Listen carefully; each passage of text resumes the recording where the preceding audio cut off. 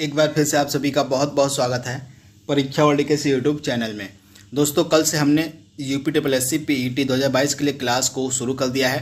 पहली क्लास हमारी थी सिंधु घाटी सभ्यता की। सिंधु घाटी सभ्यता से रिलेटेड जितने भी इम्पॉर्टेंट फैक्ट्स और पॉइंट बन सकते थे उनको हमने पार्ट 1 में डिस्कस किया था। इसके बाद जो कुछ भी फैक्ट और पॉइंट बन गए थे उनको आज हम सेकेंड पार्ट में यहाँ पे कवर करेंगे। मेनली आज हमारा जो सेकेंड पार्ट होगा सिंधु घाटी सभ्यता का, इसमें हम कवर करेंगे इम्पॉर्टेंट जो सिंधु घाटी सभ्यता के स्थल हैं उनकी वर्तमान में स्थिति क्या है, किस नदी के किनारे हैं और उनसे जुड़े कुछ विशेष तथ्यों को भी यहाँ पे हम कवर करने वाले हैं। तो यह वीडियो आपके एग्जाम के लिए काफ़ी ज़्यादा महत्वपूर्ण है। तो चलिए वीडियो को स्टार्ट करते हैं। तो एक तरफ आप देख पा रहे हैं इम्पॉर्टेंट स्थल लिखे गए हैं, एक तरफ उनकी वर्तमान स्थिति है, नदी किस किनारे हैं, विशेषताएं इनकी क्या क्या हैं, इनको आइए देख लेते हैं। तो सबसे पहला जो स्थल आपका खोजा गया था वह था आपका हड़प्पा। तो हड़प्पा की वर्तमान स्थिति आपकी क्या है? हड़प्पा की वर्तमान स्थिति आपको पाकिस्तान में मिलेगी, तो आप इसे याद कर लीजिएगा। और यह किस नदी के किनारे है? तो रावी नदी के किनारे। इसके बारे में आपको याद रखना है किस नदी के किनारे और सिंधु घाटी सभ्यता के स्थल थे। कई बार एग्जाम में पूछा जाता तो नदियां आपको याद होनी चाहिए। इसके अलावा इसके उत्खनन और खोज के बारे में ये बात कर लेते हैं। तो सर्वप्रथम चार्ल्स मैसन नामक व्यक्ति के द्वारा जो है हड़प्पा टीले का जो है उल्लेख किया गया था। याद कर लीजिएगा, इन्होंने सिर्फ उल्लेख किया था, खोज नहीं किया था। तो सर्वप्रथम बार जो है चार्ल्स मैसन द्वारा जो है हड़प्पा टीले का उल्लेख किया गया था। इसके बाद कुछ समय बाद आगे चलकर एक कनिंघम नामक व्यक्ति थे, ये एक ब्रिटिश व्यक्ति थे जिनके द्वारा जो है 1853 ईस्वी में तथा 1873 ईस्वी में बाद में इस जगह का सर्वेक्षण किया गया।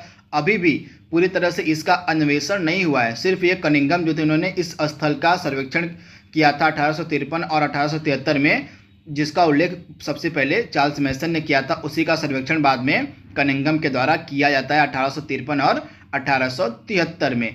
आगे चलकर 1921 में दयाराम साहनी के द्वारा इस हड़प्पा स्थल का अन्वेषण किया जाता है और बाद में इसका जो उत्खनन का कार्य है वह 1923 और 24 में किया जाता है। तो आप याद कर लीजिएगा, हड़प्पा के अन्वेषण का जो कार्य है वह 1921 में किया गया था दयाराम साहनी के द्वारा तथा इसका उत्खनन किया गया 1923-24 में। तो ये की पॉइंट आपको याद रखनी है, किन किन व्यक्ति का क्या क्या संबंध है हड़प्पा की खोज से, ये आपको पता होना चाहिए।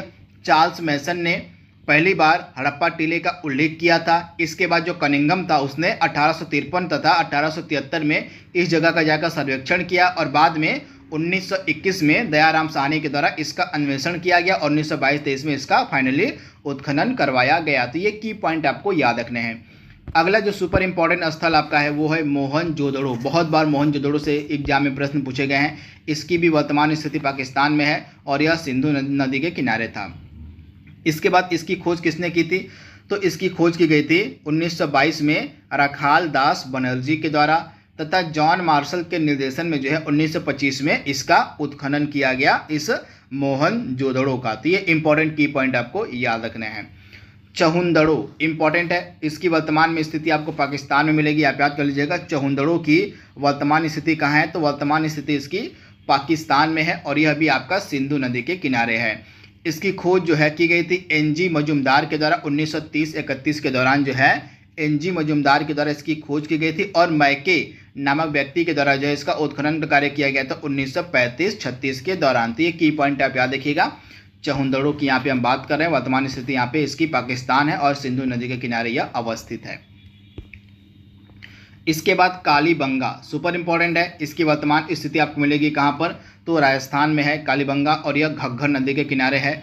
नदियों की अवस्था मतलब किस नदी के किनारे कौन सा स्थल स्थित है आपको जबान पर होना चाहिए, आपके जबान पर होना चाहिए, क्योंकि बार बार इससे एग्जाम में प्रश्न मैच द फॉलोइंग के रूप में या डायरेक्टली आपसे पूछे जा सकते हैं। पिछले एग्जाम से भी बहुत बड़े प्रश्न पूछे गए हैं। तो वर्तमान स्थिति और किस नदी के किनारे ये प्राचीन स्थल स्थित हैं आपको पता होना चाहिए।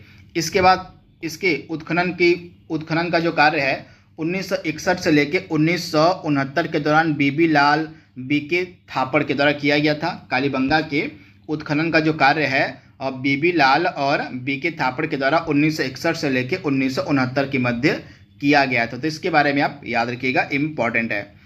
इसके बाद रंगपुर की वर्तमान स्थिति आपको मिलेगी गुजरात में और यह भादर नदी के किनारे, किसके, तो भादर नदी के किनारे आपको मिलेगा रंगपुर। और इसकी जो प्रारंभिक खुदाई है 1935 में की गई थी माधव स्वरूप वत्स के द्वारा, किसके द्वारा, तो इसकी जो प्रारंभिक खुदाई है माधव स्वरूप वत्स के द्वारा 1935 में की गई थी। और उसके बाद एकदम बृहद स्तर पर, बड़े स्तर पर इसकी जो खुदाई का कार्य है 1953-56 के दौरान SR राव के द्वारा करवाया गया था। तो इंपॉर्टेंट की पॉइंट आप याद रखिएगा। और रोपड़ की अगर हम बात करें तो इसकी वर्तमान स्थिति पंजाब में है और यह सतलज नदी के किनारे है। इंपॉर्टेंट लोकेशन आप याद रखिएगा। रोपड़ जो आपका है यह पंजाब के रोपड़ जिला में मिलेगा तथा यह सतलज नदी के किनारे है। इसकी खोज जो है बीबी लाल के द्वारा 1950 में की गई थी। इंपॉर्टेंट है, रोपड़ की जो खोज है यह 1950 में बीबी लाल के द्वारा की गई थी। और इसका जो उत्खनन है और रोपड़ का जो उत्खनन का कार्य है 1953 से लेकर 56 के दौरान कराया गया था यज्ञ दत्त शर्मा के द्वारा। तो इसके बारे में आपको याद रखना है। लोथल सुपर इंपॉर्टेंट है, बार बार एग्जाम में लोथल से प्रश्न पूछे जाते हैं। तो लोथल की जो वर्तमान स्थिति है वो गुजरात में आपको मिलेगी और यह भोगवा नदी के किनारे है। किस नदी के, तो भोगवा नदी के किनारे आपको मिलेगा लोथल। इसकी खोज जो है 1954 में की गई थी SR राव के द्वारा, किसके द्वारा, तो SR राव के द्वारा जो है इसकी खोज की गई थी 1954 में। और इसका लोथल का जो उत्खनन का कार्य था 1954 से लेकर 55 के दौरान और आगे चलकर 1962 से लेकर 63 के दौरान SR राव के द्वारा इसका उत्खनन का कार्य भी किया गया था। आलमगीरपुर, इसको आप स्टार मार्क कर लीजिएगा। इसकी वर्तमान स्थिति आपको मिलेगी मेरठ उत्तर प्रदेश में, तो आप याद कर लीजिएगा। हिंडन नदी के किनारे यह अवस्थित है आलमगीरपुर। इसकी खोज जो है 1958 में की गई थी, किसके द्वारा, तो यज्ञ दत्त शर्मा के द्वारा। और यज्ञ दत्त शर्मा के द्वारा ही आलमगीरपुर का उत्खनन भी किया गया था। इन्हीं के नेतृत्व में जो है उत्खनन का कार्य भी किया गया था। तो इनके बारे में आपको याद रखना है। आलमगीरपुर यह उत्तर प्रदेश के मेरठ में आपको मिलेगा और हिंडन नदी के किनारे अवस्थित है। तो इसके बारे में आपको याद रखना है। और सुत्का गेंडोर सुपर इंपॉर्टेंट है, पाकिस्तान में इसकी वर्तमान लोकेशन है, आप याद कर लीजिएगा। और यह दास्क रिवर के किनारे स्थित है, दास्क नदी के किनारे स्थित है। और इसके उत्खनन का कार्य जो है किया गया था 1927-28 के दौरान ऑरेल स्टाइन के द्वारा, किसके द्वारा, तो ऑरेल स्टाइन नामक व्यक्ति के द्वारा जो है सुत्का गेंडोर नामक इस प्राचीन स्थल की जो उत्खनन का कार्य है वह किया गया था ऑरेल स्टाइन की द्वारा। और यह इसकी लोकेशन वर्तमान में पाकिस्तान है और यह दास्क नदी के किनारे है। बनावली आपको मिलेगा हरियाणा में और इसकी वर्तमान मतलब किस नदी के किनारे है, तो यह आपको मिलेगा सरस्वती नदी के किनारे बनावली। तो इसके बारे में आप याद रखिएगा। और बनावली जो है इसका उत्खनन किया गया था 1974-77 के दौरान, किसके द्वारा, तो RS बिस्ट के द्वारा, किसके द्वारा, तो RS बिस्ट के द्वारा जो है 1974 से लेकर 77 के दौरान जो है इसका उत्खनन का कार्य किया गया था। किसकी हम बात कर रहे हैं, तो यहाँ पे हम बनावली की बात कर रहे हैं। इसकी वर्तमान लोकेशन हरियाणा में है और यह सरस्वती नदी के किनारे है। और लास्ट का सबसे इम्पॉर्टेंट जो आपका स्थल है वो है धौलावीरा। एकदम यह न्यूज में भी था कुछ समय पहले, पिछले साल यह न्यूज में था, क्योंकि इसको जो है 40वां यूनेस्को वर्ल्ड हेरिटेज साइट भी घोषित किया गया था। आप याद कर लीजिएगा, जो धौलावीरा है इसको 40वां यूनेस्को वर्ल्ड हेरिटेज साइट भी घोषित किया गया था, जिस कारण से यह न्यूज में था। तो इसके बारे में आइए बात कर लेते हैं। तो धौलावीरा की वर्तमान लोकेशन जो गुजरात का कच्छ जिला है वहाँ पर आपको मिलेगा धौलावीरा। तो इसके बारे में आपको याद रखना है। कच्छ जिला गुजरात में आपको मिलेगा धौलावीरा, तो इसके बारे में आपको याद रखना है।